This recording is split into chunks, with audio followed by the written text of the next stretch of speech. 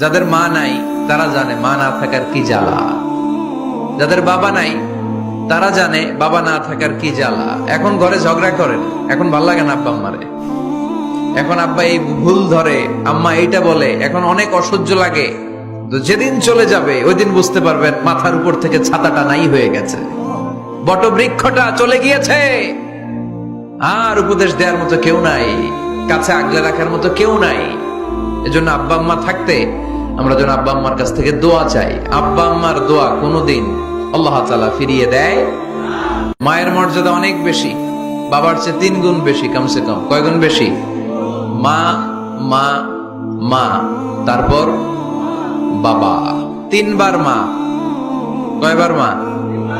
1 বার বাবা। তার মানে মাকে ইসলাম দিয়েছে স্বর্ণ পদক, দিয়েছে রৌপ্য পদক, দিয়েছে ব্রোঞ্জ পদক, আর বাবাকে দিয়েছে সান্ত্বনা পুরস্কার।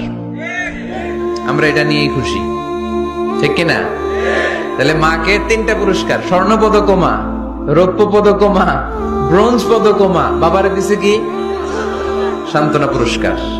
এজন্য মায়ের মর্যাদা বেশি। লাউ কাতা'তা জিলদাক, চামড়া কেটে যদি মায়ের পায়ের জুতা বানিয়ে দাও। ছোটবেলা যে মায়ের বুকের দুধ খেয়েছো, আল্লাহর হাবিব বললেন 1 ঢোক দুধের শোধ আদায় হবে না, ঠিক কিনা?